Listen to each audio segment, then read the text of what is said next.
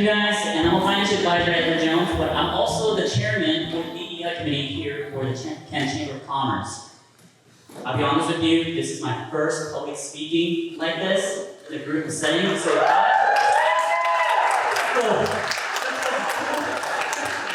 I mess up or have some sort of anything, just you guys know what to do, right? So thank you guys for coming to our third annual luncheon today. This is kind of like our baby because we started this committee 3 years ago because during COVID we had a Zoom call and we had a Zoom bomb where we had some not so appropriate things that came in from uninvited guests, and because of that we wanted to make sure that we start something where we want to try to grow our community into a better light, and also more importantly to be a better person and individual in this community. So, which is why we started this luncheon, started this DEI committee, so I really appreciate you guys for coming. This next part is we're going to be talking about land acknowledgement, and I have a good committee member, Kavai, who will speak about what land acknowledgement is. Like Andrew said, my name is Kavai. I'm new to the DEI committee here with the Kent Chamber. You'll get to know me a little bit more in a few minutes. But as we begin our gathering, we want to take a moment to respectfully acknowledge that our event is taking place on occupied Coast Salish land, and that the cities of South King County are on the homelands of the Duwamish and Muckleshoot people.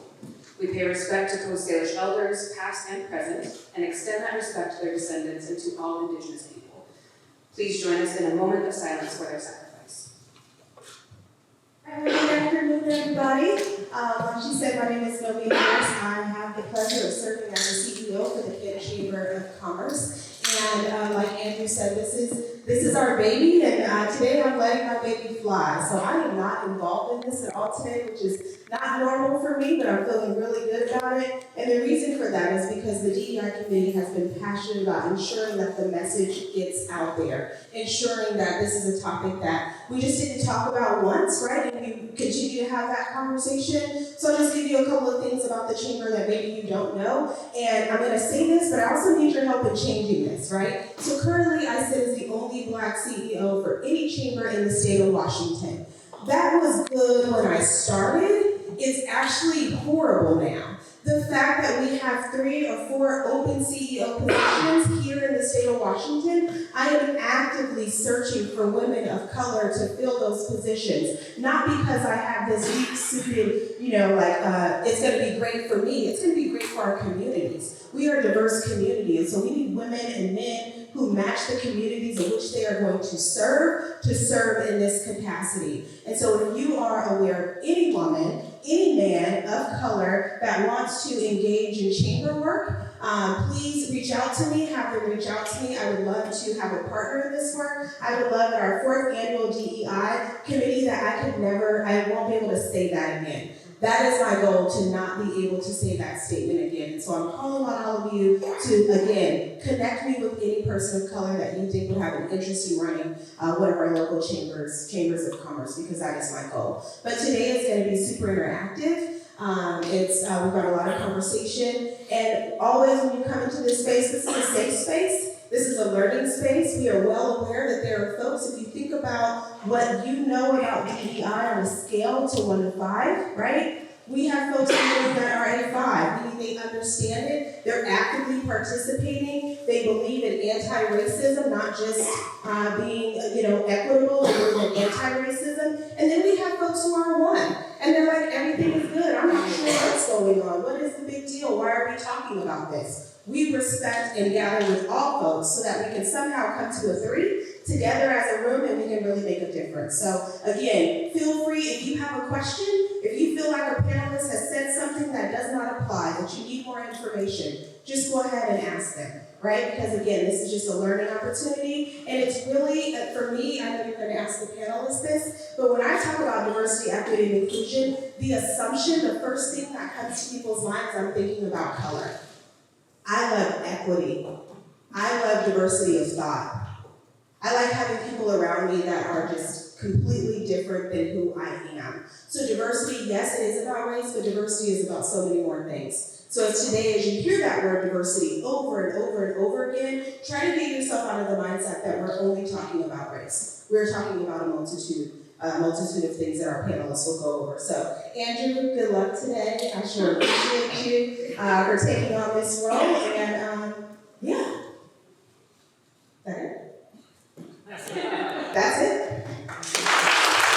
When we started 3 years ago, this room was maybe a third of it, right? And now we have 50 people that registered. You guys are all here for this purpose. And as a financial advisor, I look at it as more like a compound interest per se. This is a really great investment, right? For everybody. So I really appreciate you guys for coming. And because of that, I want to give you guys a round of applause.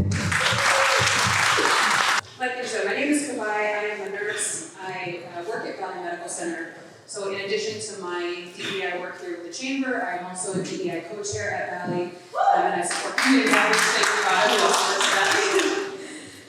So first I want to start by saying thank you for being here and making DEI a priority for your business and for your own learning, both for yourself and for those that you lead.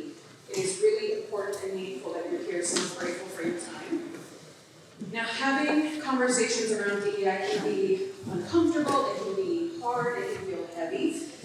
So like Zenobia said, this is a safe space, but in order to help build a little bit more safety, we like to get to know each other a little bit first.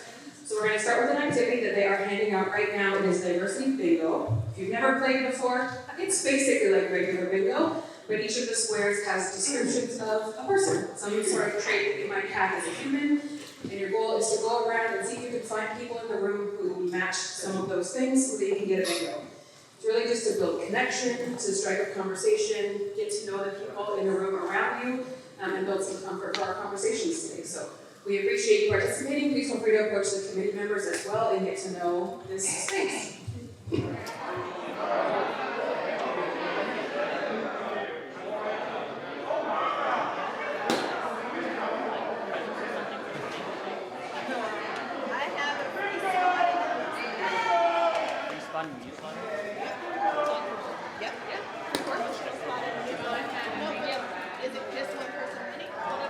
I love that everybody had so much fun with this. Thank you for engaging in this game.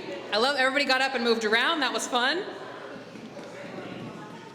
I heard somebody say that everybody had a really hard time finding 3 specific squares. I'm wondering if anybody was able to locate somebody in the LGBTQIA+ community?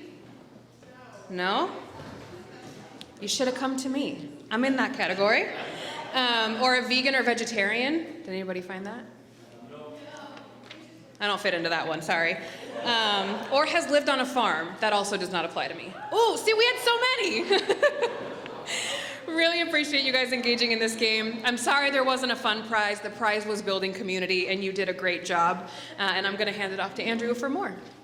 This next part is kind of our meat and potato, is the panelists that we'll be introducing today. So we have 3 panelists. I'm going to introduce you, each single one of them, in a really cool way, hopefully.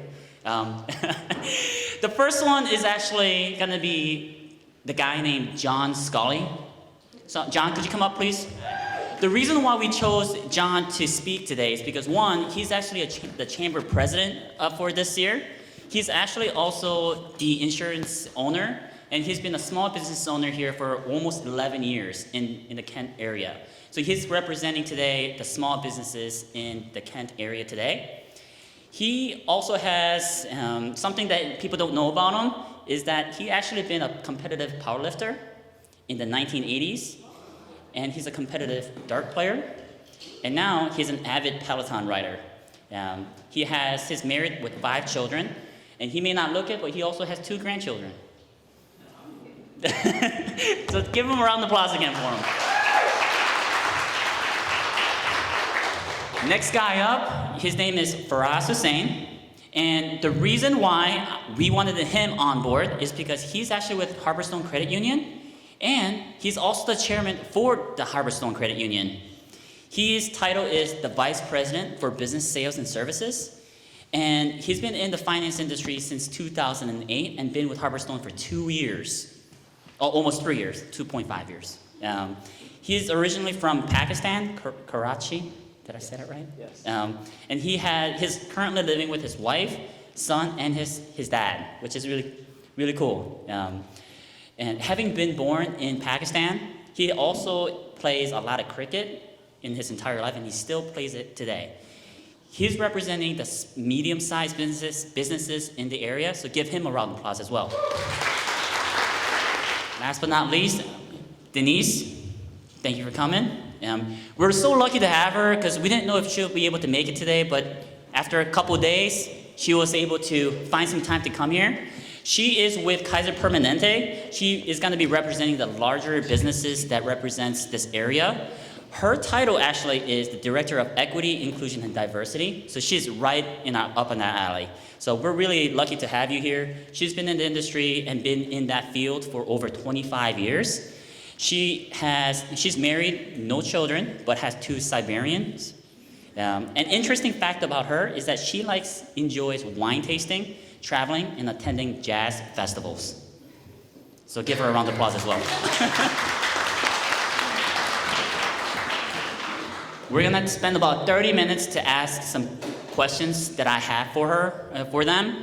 After that, we're gonna have a little bit of activities down afterwards by Dennis, and then we'll have a Q&A for you guys that you guys can ask them about as well, okay? So I appreciate you guys for coming again. I have 7 different questions. Hopefully we get to all of them on time. And feel free to jump in anytime. But this first question that I would like to ask you guys, and this is gonna be for you, Denise, is what does diversity mean to you? So diversity means to me a mutual respect of various different lifestyles, characteristics such as race, gender, disability, national origin, religion, age, and just like basically diversity is what's in this room, everyone in this room. And it also from a deeper perspective, it's personality, it's different interest. So as Zenobia was talking earlier about, it's not just about race, we've made it about race in the United States, but there's so many other people that are left out of the equation that also need assistance, that need to be included, because it's about including everyone who is not the majority. And so that is what diversity means to me. So I guess,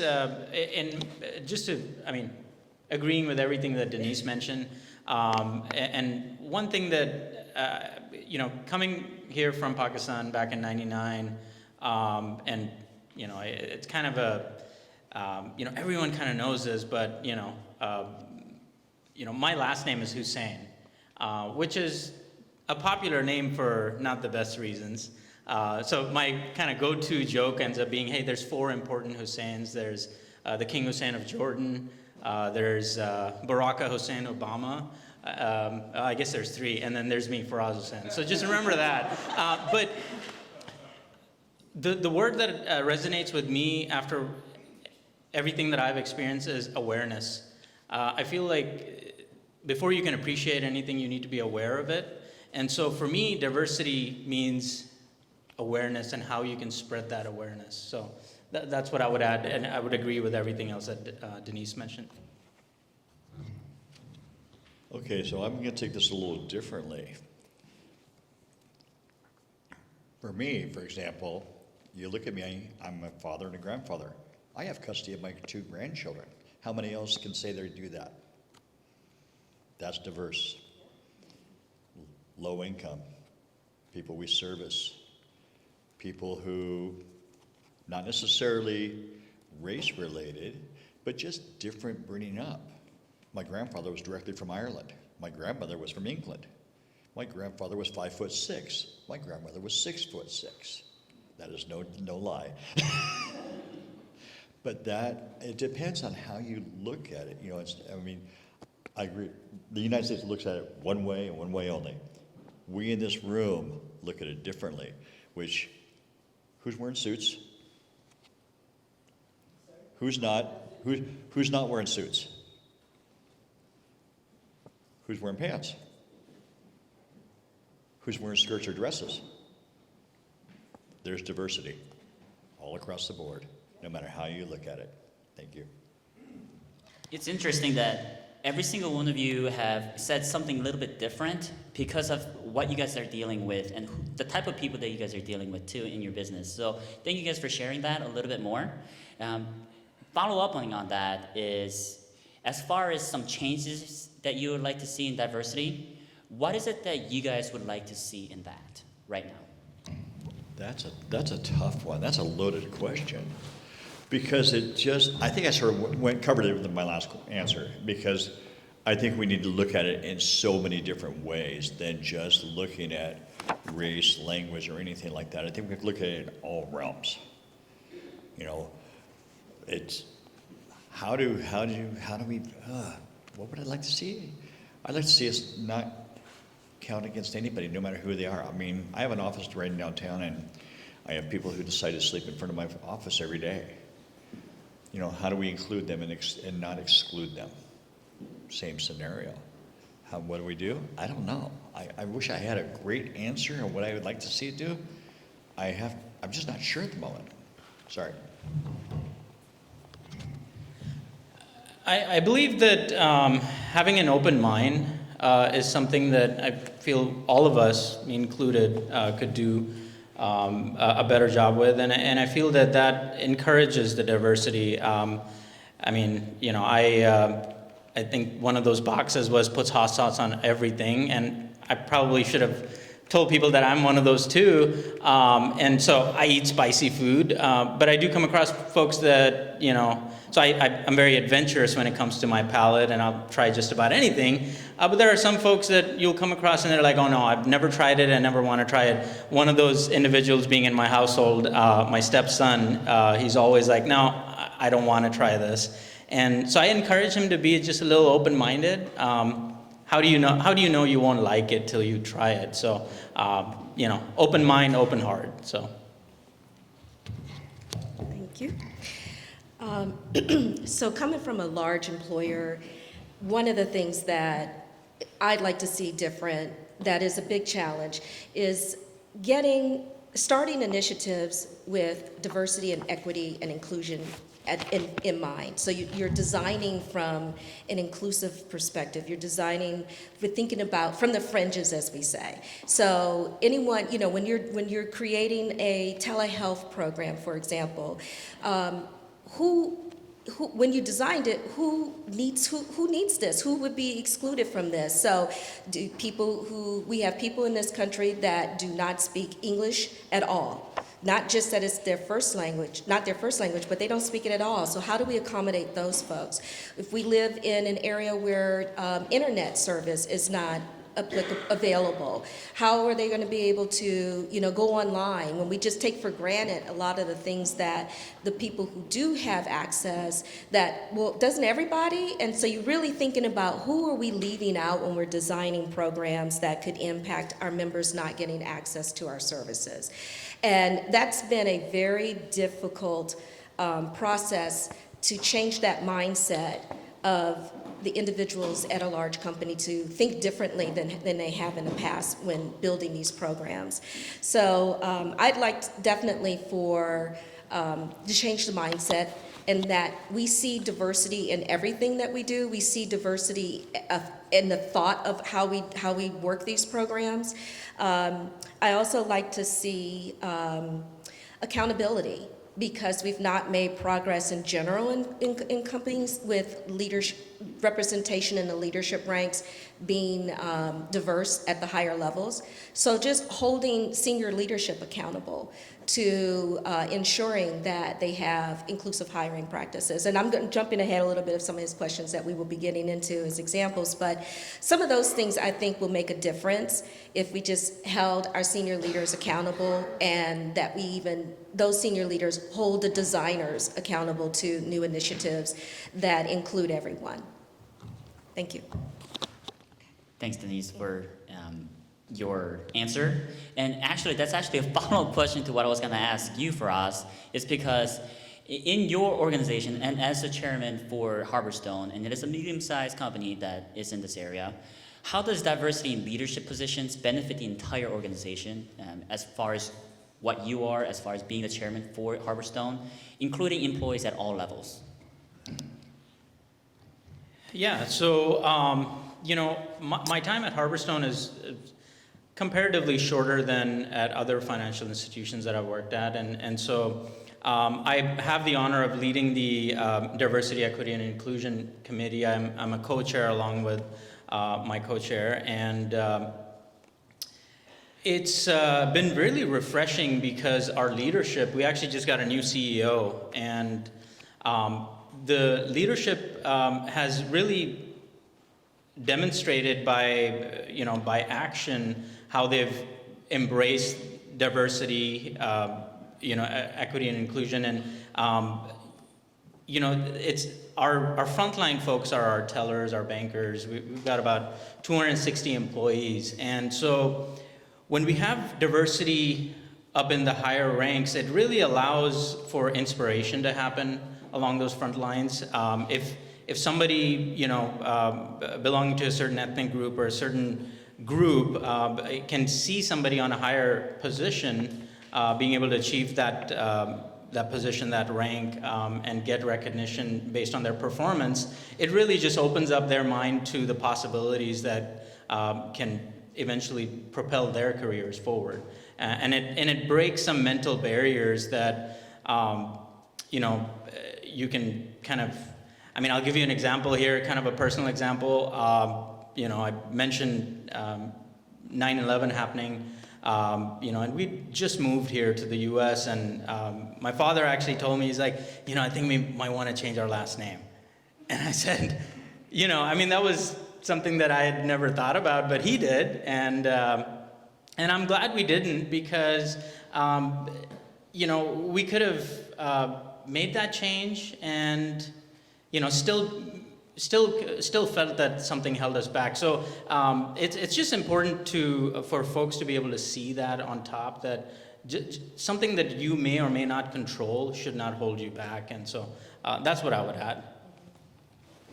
That's a tough question for me because I am literally a small business, so everything funnels through what I do. I think part of it is that what we've done with our staff is that we have really looked at what can we do to include them in different things. So my main producer actually just relocated to Kansas, and it was a medical condition, so she had to go. So, we look at those things, and how do we meet the needs of our clients? How do we meet the needs of our staff? Those things are happening today where we have to look at what do we do to meet those needs. And I'm not quite sure if I'm going down the right avenue with this question, but I'm going to go that direction, I think. Because she had a medical condition, put her out. We could have let her go. We didn't. We kept her. And she looked at me and she said, "Why'd you keep me?" I said, "Because you're a rock star." We have people in our organizations that may have things going on that we don't realize. We need to learn about our staff. We need to learn about them and what do they need. Sarah, stop smiling at me. We need to meet what they need. How do we meet their needs? Which direction? And in diversity, that's a lot to do with it, is meeting the needs of what they need, because they're the breadboard behind our businesses. If we don't have them, we don't have a business. Even though, being me, I've ran my business 10 and a half years, and I ran it by myself for most of it, but I've had one person full-time has been my family member for 8.5 years, and now I have a producer outside of my family that works for me. And we look at those needs and how do we meet their needs? And that's what we got to do every single day, is meet our employees' needs.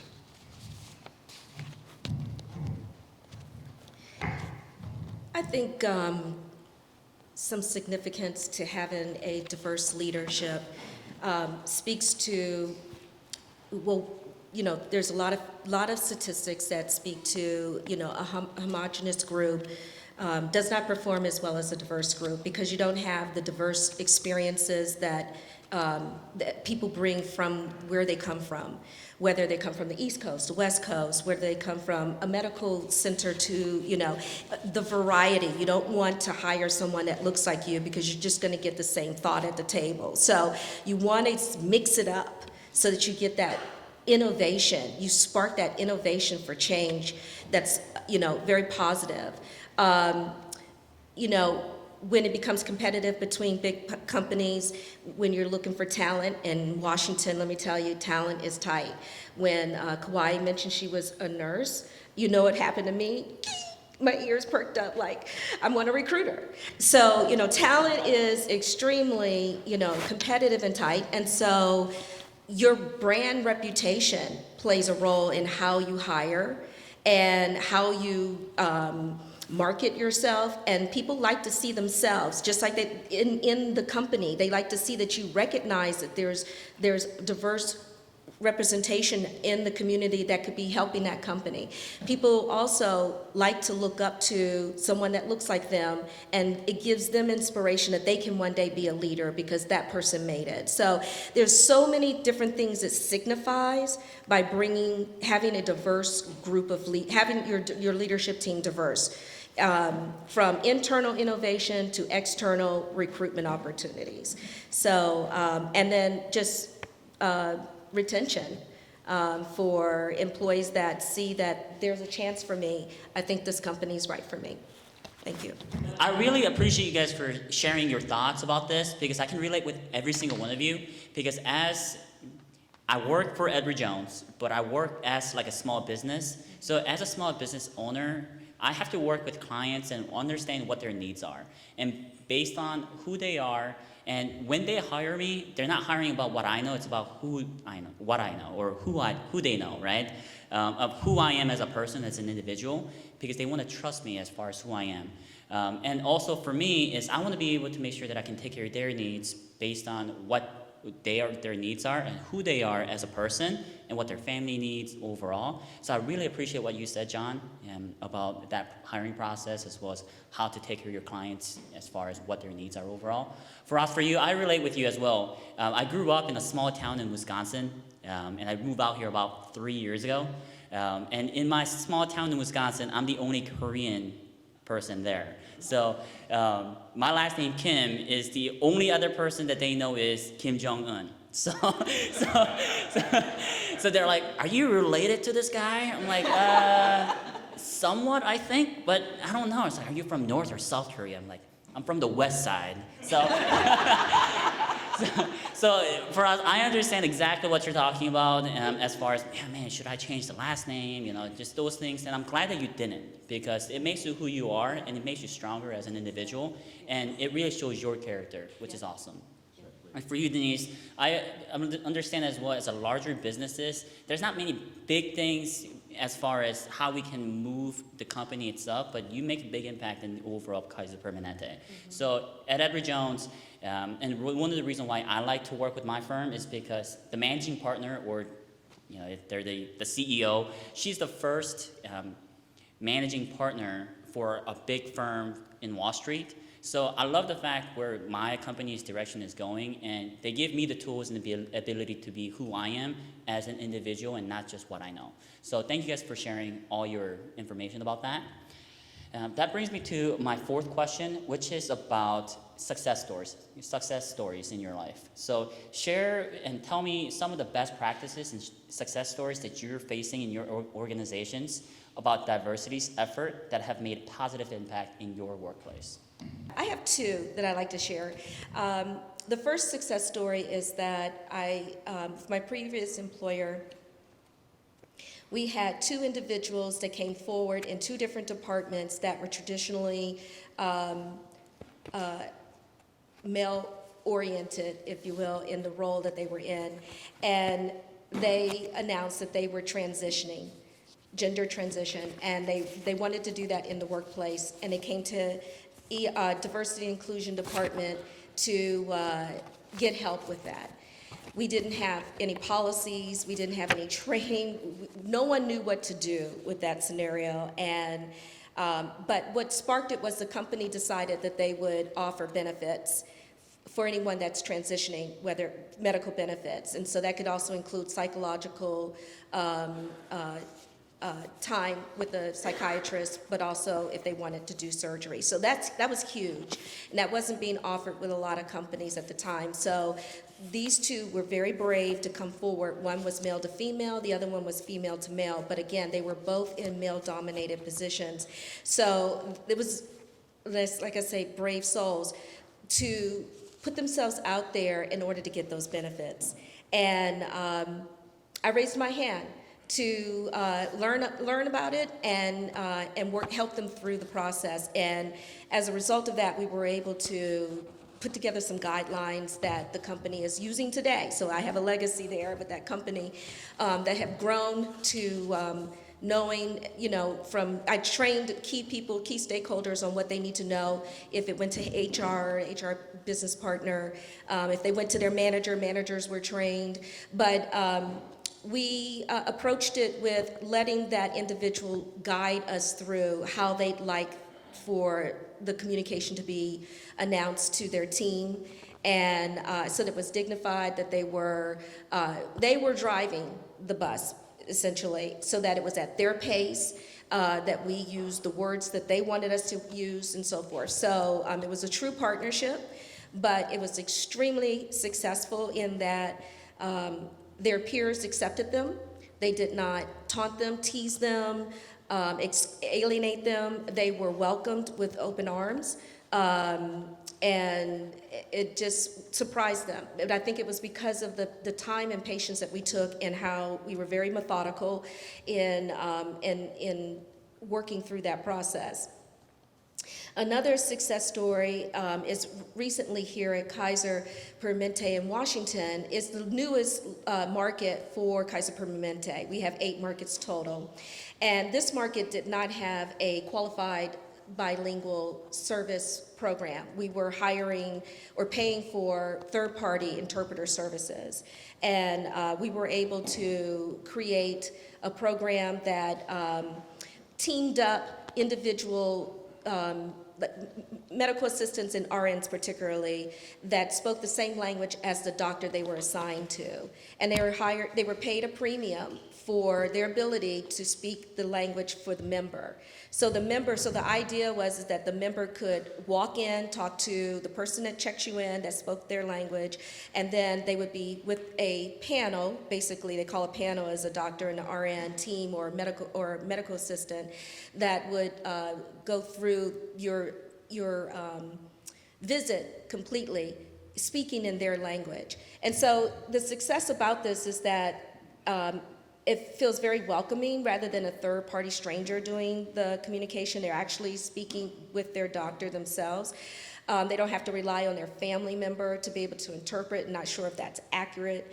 And then it saves us money. We don't have to spend as much money on third parties. So it's a great program. So it's also one side benefit is that new hires are coming in, hearing about the program, and getting really excited because it one-ups their level of excitement of doing the job. So being an RN or an MA is rewarding in itself, but to also be able to speak their language to help the member or the patient is an extra added value, and so that brings a new dimension to the job. So it's turning into a great retention tool when it just started out with how do we connect the members to have a better member experience patient experience when they're visiting with their doctor.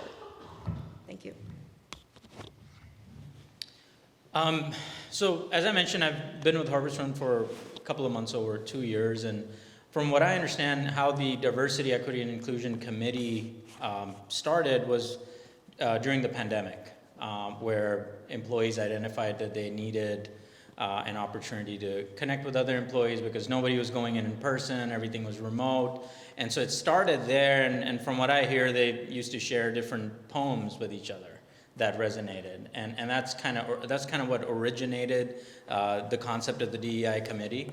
Fast forward to today, by means of support of the leadership, they've now created a budget for us, an annual budget that allows us to, spend some of the company resources to further our efforts as a DEI committee.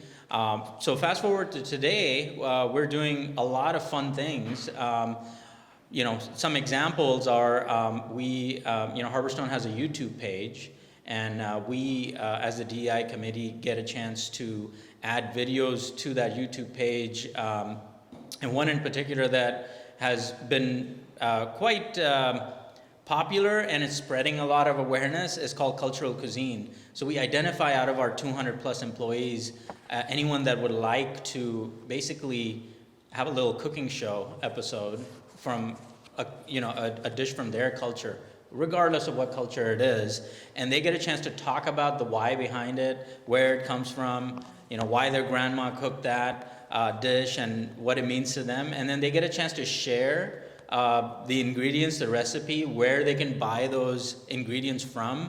If it is some unique ingredients that you need to go to a specific ethnic store for, and those videos are on YouTube now, and last I checked, the most recent one had over 400 views, and so it's great. And and if it wasn't for the company to allow us to spend some money for the editing of it, I mean, it was all filmed on our iPhones, but we had to find somebody to edit it, and we had to pay them for that. That's one thing. We're doing another event where the DEI committee is hosting a DEI themed movie night at a local theater in Tacoma. So we're going to rent out one of the auditoriums. All of our employees are going to be, given an opportunity to join. And we're going to watch a movie that perhaps is somewhat thought-provoking, something that maybe they wouldn't have picked out of all the different titles, perhaps something with subtitles. But once again, that requires some capital, some budget to be able to do those things. So. I was going to suggest Barbie. Barbie? Yeah. Yeah. So as a local business, our company, I'm a farmer's insurance agent for a little bit longer, has always provided funding for us to do events locally. So I have taken up to $15,000 every year because I've qualified for certain levels and been able to spend that money in the community, whether it be luncheons for teachers or anything we can do. That was a big thing for me, was that got my face in front of a lot of people. One of my greatest clients is Raj Sidhu. Raj and I met by chance 9 years ago. He was opening up his first location. And who would imagine Raj and I would become as good friends as we are? We talk at least once a week. And that's based on the community.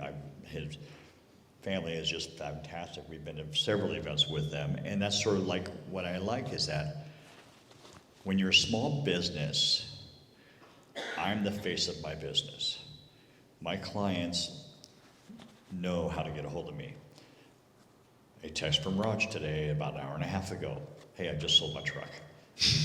My clients have my numbers. My clients contact me on a regular basis, 7 days a week. That's part of me being local, and that's also part of me taking money that farmers has provided us for several years and provided to the community on what we can do. A lot of times we have been at the Kent Cornucopia days, and my grandchildren, who are both African American, like to stand out there and hand out the popsicles to everybody. And they just, more than those things I'd like to do, but farmers has provided that for us by giving us money to do those types of things.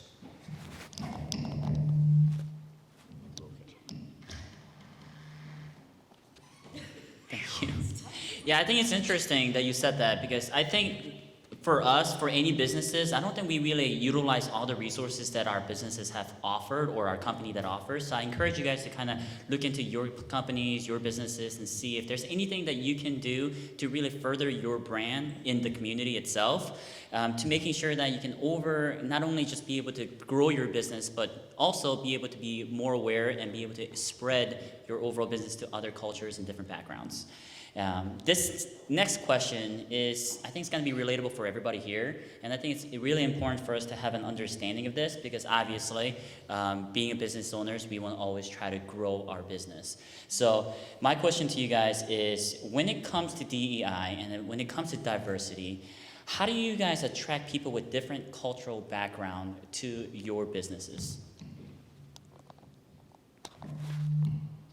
I love that question. So we were approached at our office about 2.5 years ago. I got a telemarketing phone call from a company that says, would you like to do fingerprinting, I-9 verification, and pictures for employers? My first question is, what's it going to cost me? He says, it's not going to cost you anything. He said, we're actually going to pay you to do these for people. And we're gonna bring the equipment, and you can market to them any way you choose. So we do 75 to 100 appointments a month.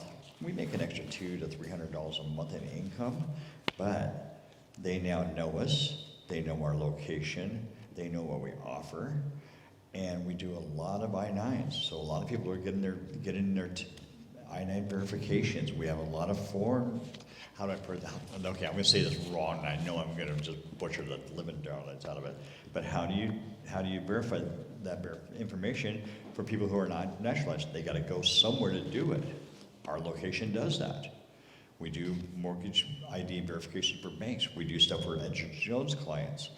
BECU a year ago, they decided to stop.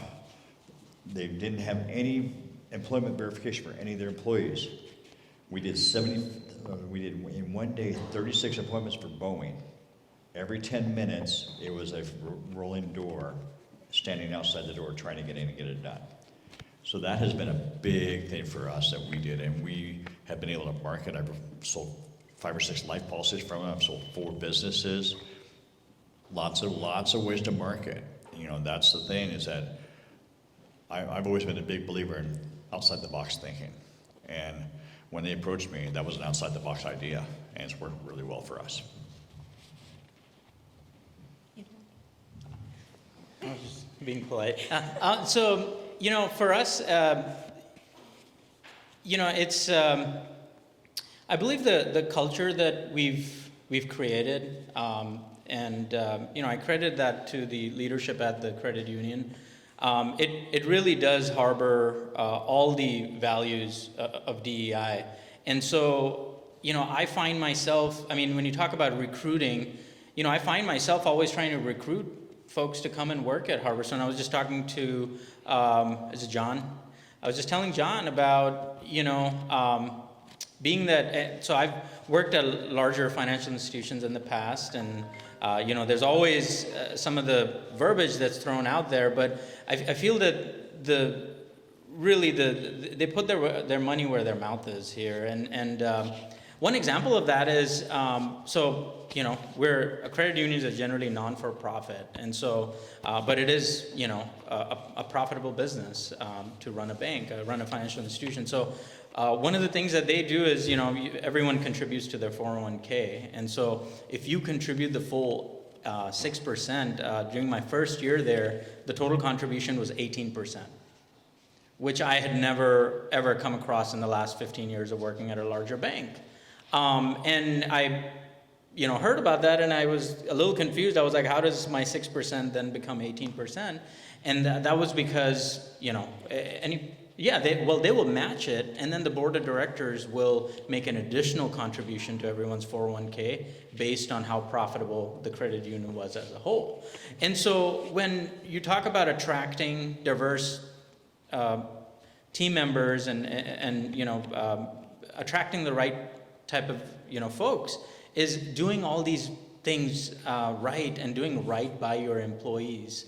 You know, I don't consider myself to be, you know, in any kind of a senior position, but I can go and talk to my CEO whenever I want. If I have an idea, I can pitch it to him. He holds a open town hall every quarter and invites all the employees to come over, and we sit and we can ask him questions. And so that transparency, some of the efforts that they do to take care of their employees, I feel that, you know, we're always looking out and trying to recruit people in, and we can share some of these stories that have an impact on us, and hopefully that then encourages folks to take interest in being a part of the family. I couldn't have said it better. Definitely, your culture, reputation gets out there. So no matter how well you pay or how many benefits you offer, people get the inside scoop about how you're treated inside will either make them decide they want to go or not, work for you or not. Also, diversity is, you know, this is a new generation coming up. The last 2 generations, they put diversity as a high priority in how they select their employers. And they want to make sure that diversity is valued through the way that they're developed and opportunity to grow within. So, so those things are what you do internally to set somebody up for success, but also how you treat your employees goes a long way to how you're going to attract diversity to your organization. And that's for employees. When we're trying to attract members, it's again about how we can support your specific need, and we need to think deep about, are we providing reasonable accommodation for our members to be able to have a successful visit without barriers to whatever those barriers are to being able to see their doctor. In addition, it's how we show up in the community and what we stand for attracts people to like and appreciate the brand name and want to do business. So whether we are working with diverse suppliers, we are putting money back into the community that we represent and support, and then how we show up as an employee when, as an employer with the culture that we have developed and created for ourselves is all about attraction in all the different ways that people come to you and like you as an organization. So it's just harder when we're bigger. Thank you guys for your responses overall. I wish that I could ask you more questions, but we are running out of time. From what I'm understanding and what we told and what we discussed today, these are a couple of keynotes that I thought about. Diversity is just not about race, but about each individual's uniqueness. And by understanding their uniqueness, you can attract different types of people in your business and be able to ultimately grow your business for a better purpose. But most importantly, make sure that you are accountable for the actions that you do to talk to people about how you treat others. And that is how you're able to grow your brand awareness and be able to make sure and attract other people that are different than you. So thank you guys for your panel today, and be able to share your thoughts about your overall businesses and your overall background about this. Obviously, there's a lot of things to learn about diversity, DEI, and we all have a lot more things to learn. So I really appreciate you guys for joining and be able to listen to the three panelists today. So let's give them a round of applause again for you guys.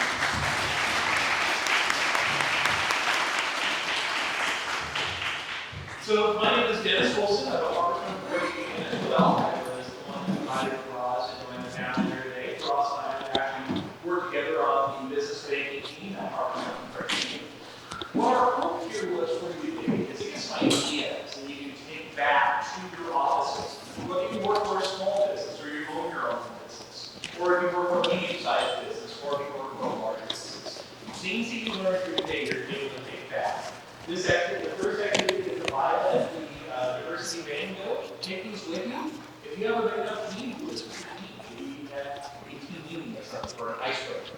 The next activity we're going to be doing here is going to be designed to, as another thing, you can take back your team and get to know them. So diversity bingo was about things that make us different. And some of my guests chose violence this morning because they have like pineapple on pizza as one of the things, which I do, but man, like, look on social media, that's one of the most inviting. So there are a lot of things on here that makes us different. But this next activity, and it may seem like a little bit of a paradox, but the diversity is also figuring out what are some of the things that make us the same. And so that's what we're going to try to get at here in the next thing we're going to be doing, is what are some things that make us the same that we don't realize because we can't see it, because we're not living in other people's shoes. Maybe a little bit of empathy as well. So back in the back of the room here, we have started a U with the green tape. And it's going to come down here to the red tape, all the way over to the other side, and back up the other side on the green tape as well. Well, if you're wondering why all the DEI community members were sitting in the back, it was a way of serving you.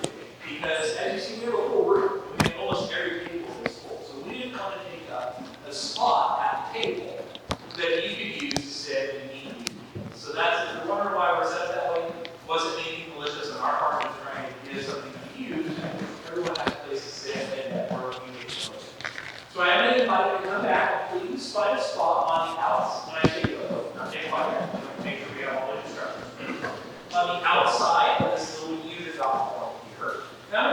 series of items. And if that item fits you, all I'm going to ask you to do is just a step across the line. This activity is called cross the line. So I'll read the item. If it fits you, cross the line, and then step back and see how many fit with you as well. So again, Madoka, Bruce, around, Mary, Madoka with the chambers to help put everything on today, Mary with the chamber as well. I'm embarrassing in here. Go ahead and come on back. Feel free to do that. So first item.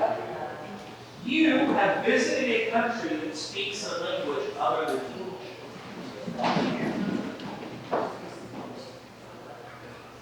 All right, thank you. Next item. You got parents, grandparents, or great-grandparents that were born outside the U.S. Not that far our country's history. All right, thank you. You have caught yourself judging someone before you even met them. I'll use a line for myself. All right, thank you. You or anyone you know has a disability. Thank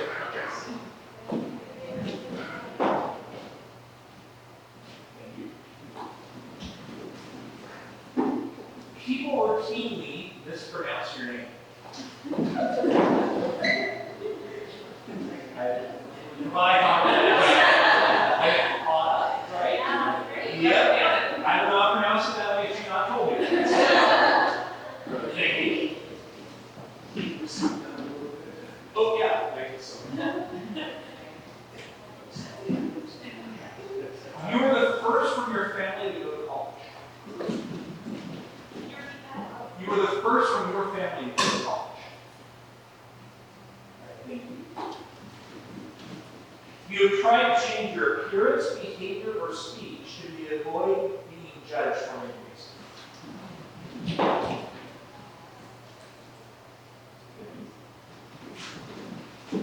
You have had to work twice as hard to prove yourself. Thank you. You feel that someone in your life is proud of you.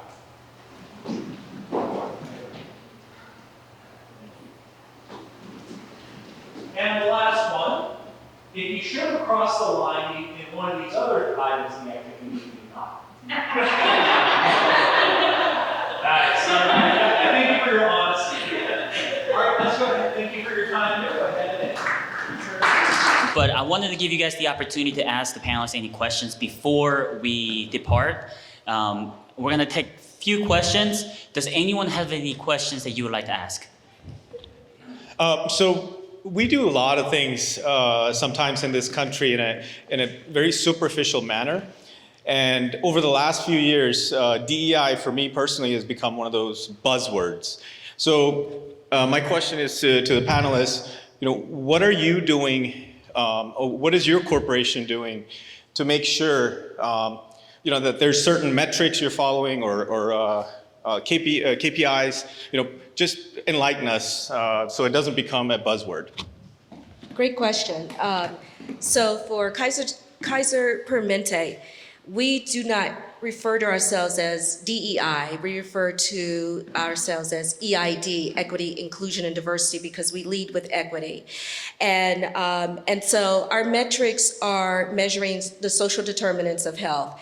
We want to make sure that we measure those who are adhering to their medication. We track those who are following their cancer screenings and those who are blood pressure and diabetes. So those are the big main killers, basically. And so we want to make sure that we're tracking how people are lining up to that based on race. But then if we see on the scale that someone is dropping below the line, then that we've determined for the group is we created fit kits that we send out to everybody to encourage them to do their colonoscopy, not colonoscopy, colon screening. We send reminders for mammograms, and so you'll get, if you go in there for a brief anything, you go in there for a basic visit and they see that you haven't done something, they're trained to mention, hey, you haven't done this, you want to sign up now, you want to schedule it now. So we try to track and make sure that anyone who is not, that's falling behind, that's not taking care of themselves in the way that for their health, we're letting them know. We want to make sure that you stay on top of these appointments and that you get these screenings on a regular basis. So we measure that, and we measure that against. We measure all the ethnicities against whites because they are the ones performing the best in those areas, and we bring to their attention that when they are not taking care of those screenings. So those are one metrics that we do. Yeah, I think that's a great question, Raj. And I would say for where we're at, I kind of shared our journey in terms of how our DEI committee came into being. So we're new, and that process is still evolving. But what I would say based on my experience and what we've been able to accomplish is we've made the bottom line is to be able to have an impact, whether, we have an acronym for what we do. I believe it's the impact and it's the outreach, how many people we can reach. And so, on that note, I would encourage all of you to check out Harborstone's YouTube page. Of course, there's some financial information there, but there's also the DEI-based content as well. So that's how I would answer your question to my best knowledge right now, is that we're still evolving. We're still coming up with great ideas, and the fact that we have the leadership support by means of monetary support and the encouragement to continue our efforts. I feel those are, I guess, some of our metrics, but still very much in the initial stages. Great question, Raj. Unfortunately for me, it's a big difference because I am such a small business, but it's an evolving situation because not out there yet, but I'm leaving Farmers soon, and part of it was, how can I serve more clients? How can I do better to certain people? And that's really what I've had to look at, and that is a big metric that I'm having to look at. Who can we serve more? Who can we get in our door? Who can we serve? Who can we help? And how do we help the community? Thank you. So my name is Asad. I'm wondering if you can talk a little bit about the impact of AI technology for hiring. As you know, a lot of companies are using AI technology, to shortlist, candidates for different positions at their company. I know some of you own, small business, but Denise, you're, maybe, you know a little bit about this, at Kaiser Permanente. Also, I know no system is perfect. Even, if human beings are screening people, for hiring and things like that, there might be bias, judgment, anything like that. Like you mentioned, if somebody's last name is Muhammad or Muhammadi like mine, something like that, I think happens a lot, but it's really hard to tell that. I myself, I just wanted to share, my experience. I applied, for a job. I don't want to, name the company. At a company, more than 10 times. Imagine, I never received, a single either phone call or email. I even went to their, office, and I wanted to talk to their hiring manager. Just wanted to get, information. Somebody told me, I'm gonna get your number, and I'll ask my hiring manager to give you a call. I never got a call. So I feel like, okay, maybe this is right or not, but I feel, there might be some bias. Okay, screening. applicants for hiring. But thank you so much. Well, with me, I result and call my tech guy and say, we're actually working the process of using AI now. And because it's a big trigger and trying to get everything going, and my tech guy's here, but that's what we do is that we're looking at those things. How can we better expand what we do, and how can we meet the client's needs and our staffing needs? Because how can we have them help take care of people better and being able to serve more people in less time using the technology systems we have in place today? And how is that revamping and reloading every single day for us to change what we need to do? Just to be transparent, I'd be making up stuff if I talked about AI hiring. I personally don't know what we utilize, but as I mentioned before, I mean, word of mouth and referring other folks to attract talented individuals or folks that can get behind our vision and our culture. That is what we're doing. But I think that's a great question for me to take back. And thanks for the question. I'll definitely find out and see if there is any. I agree. It is a great question. It is very timely.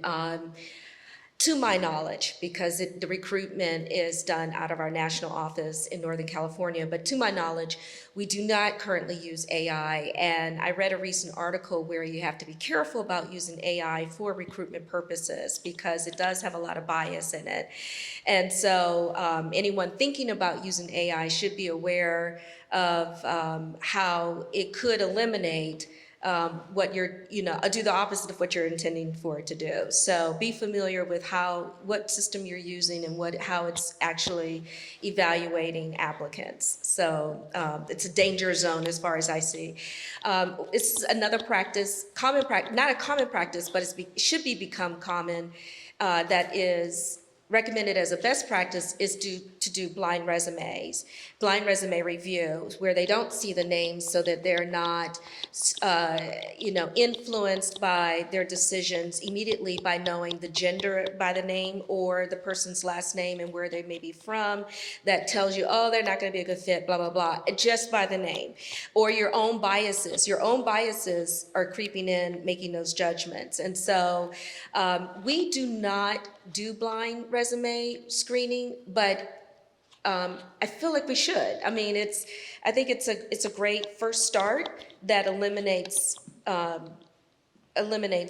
someone being a great candidate being eliminated from the start, just from your own biases creeping in.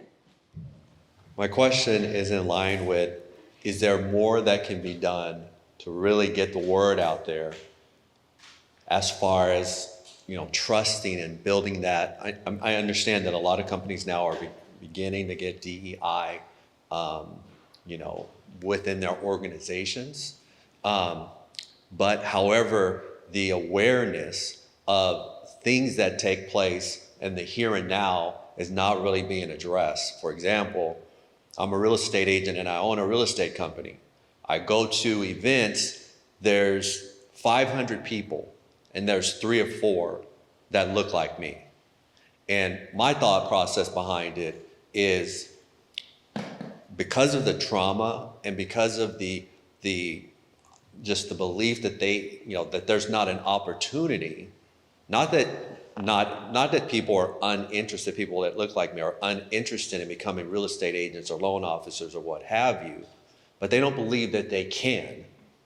And so is there more that we can do besides just having it in our back office that will get people? Because I would imagine statistically, there hasn't been a big difference in more people coming forward and applying for jobs that are of people of color. Just like Zenobia was saying, there's these open positions and no one of people of color are coming forward. And I believe they don't feel comfortable. They don't feel safe. They don't feel that's an opportunity. They see it more as lip service versus actually taking place. So my thoughts are, what do you guys think about that, to where the door will be more open and we could make it more open for people to feel comfortable to come forward and apply?